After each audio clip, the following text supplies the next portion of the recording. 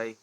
Assalamualaikum warahmatullahi wabarakatuh. Perkenalkan, nama saya Andi Akbar dari Fakultas Ilmu Pendidikan Universitas Muhammadiyah Jakarta, program studi Pendidikan Olahraga NIM 2021 0810 7008. Dalam presentasi kali ini saya akan mempresentasikan tentang penelitian metodologi kualitatif dan kualitatif dengan judul Minat dan Masalah Prestasi pada Klub Sepak Bola.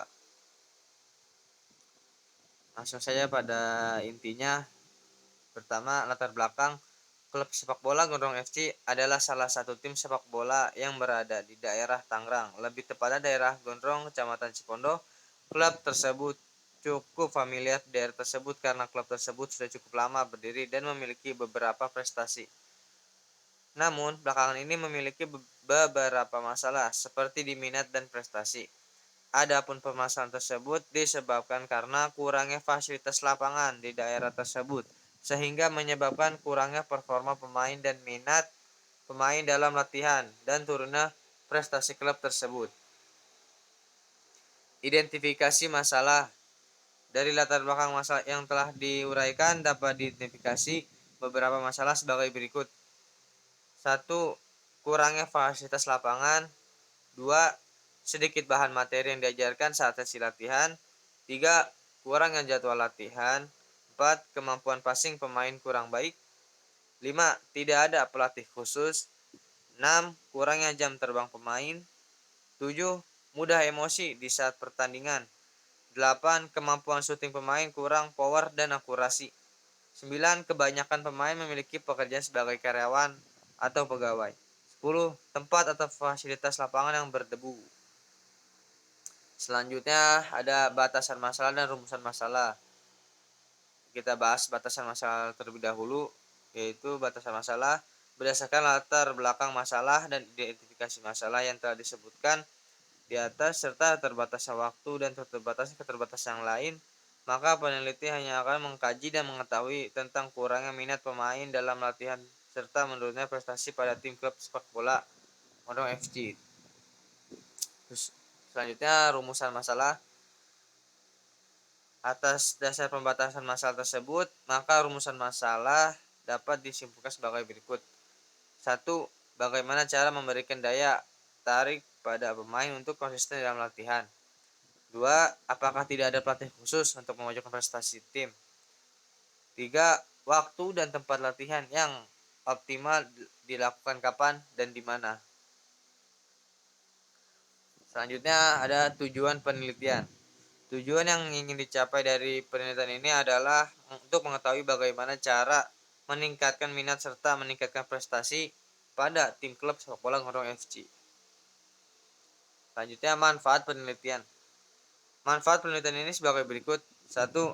Secara teoritis, penelitian ini diharapkan memberikan ide serta bagaimana perencanaan pelatihan pada tim official team. B. Bagi pemain diharapkan pada penelitian ini memberikan kesadaran untuk konsisten dalam latihan. 2. Cara praktis. Bagi tim sepak bola Gondrong FC, hasil dari penelitian dapat dijadikan sebagai masukan dan bahan evaluasi official team dan manajer tim. B. Bagi pemain, hasil penelitian ini dapat dijadikan sebagai kesadaran betapa pentingnya latihan yang konsisten. C. Bagi pelatih, penelitian ini dapat dijadikan sebagai bahan dasar latihan dan pengetahuan kekurangan dan kelebihan pemain. Bab 2. Kajian teori.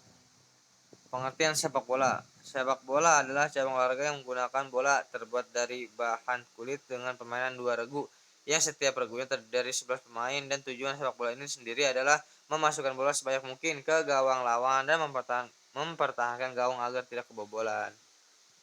Teknik-teknik menendang bola. 1. Dengan kaki bagian dalam atau inside foot. Kaki tumpu ditempatkan sejajar dekat dengan bola, lutut sedikit dibengkokkan. B. Kaki tendang datang dari arah belakang dengan lutut berputar arah luar.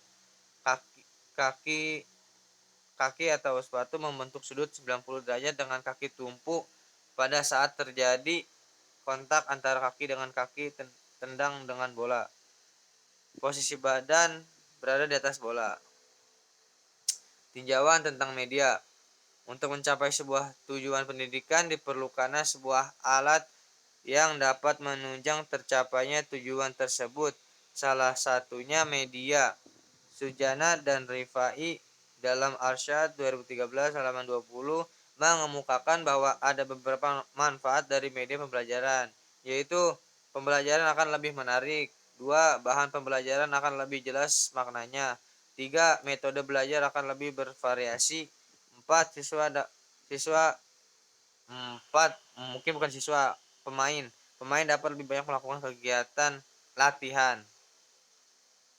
Bab 3, prosedur penelitian. Metode penelitian. Dalam setiap melakukan penelitian diperlukan suatu metode. Penggunaan metode dalam penelitian disesuaikan dengan masalah serta tujuan penelitian tersebut. Metode penelitian membahas mengenai tata cara pelaksanaan penelitian, sedangkan prosedur penelitian membahas urutan kerja penelitian dan teknik penelitian, membahas alat-alat yang digunakan dalam mengukur atau mengumpulkan data penelitian. Dengan demikian, metode penelitian mencakup prosedur dan teknik penelitian. Desain penelitian. Desain penelitian merupakan suatu rancangan penelitian yang diperlukan. Adapun untuk memberikan kelancaran dalam pelaksanaan penelitian ini, keterangannya ini kita bisa lihat, yaitu X1 kelincahan, X2 daya tahan otot tungkai, Y kemampuan dribbling, RY1 korelasi kelincahan terhadap kemampuan dribbling, RY2 korelasi daya tahan otot tungkai terhadap kemampuan dribbling, RY1 2 korelasi kelincahan daya tahan otot tungkai secara bersama-sama dengan kemampuan dribbling. Selanjutnya ada populasi dan sampel. 1. Populasi. Populasi merupakan kumpulan individu yang memiliki sifat umum. Dari populasi dapat diambil suatu data yang diperlukan untuk memecahkan suatu permasalahan dalam penelitian. Ari Kunto 2013 halaman 173 menyatakan populasi adalah keseluruhan objek penelitian. Sedangkan menurut Lutan 2007 halaman 82, populasi adalah sekelompok subjek yang diperlukan oleh peneliti, yaitu kelompok di mana peneliti ingin menggeneralisasikan penemuannya. 2. Sampel. Sampel merupakan sebagian atau wakil dari populasi sebagai sumber informasi atau data. Sampel yang akan diambil sebagai percobaan harus diperhatikan. Menurut Lutan 2007-20, sampel adalah kelompok yang digunakan dalam penelitian di mana data atau informasi itu diperoleh. Sampel merupakan sebagian dari populasi yang memiliki sifat dan karakter yang sama sehingga betul-betul mewakili populasinya. Seperti yang dijelaskan oleh Sugiono 2015 halaman 118, sampel adalah bagian dari jumlah dan karakteristik yang dimiliki oleh populasi tersebut. Dalam menentukan jumlah sampel penelitian, penulis berpedoman pada pendapat Ari Kunto 2010 halaman 120 untuk angker-angker, maka apabila subjeknya kurang dari 100, lebih baik ambil semua sehingga penelitiannya merupakan penelitian populasi. Sampel dalam penelitian ini diambil menggunakan teknik total sampling. Terakhir ada instrumen penelitian. Dalam mengumpulkan data diperlukan alat pengukur sehingga dengan menggunakan alat ini akan diperoleh data yang merupakan hasil pengukuran. Nur Hasan 2007 halaman 3 menjelaskan tes adalah suatu alat yang digunakan untuk memperoleh data. Menurut Sugiono 2015 halaman 148, instrumen penelitian adalah suatu alat mengukur fenomena maupun sosial yang diamati. Secara spesifik menurut fenomena itu disebut variabel penelitian.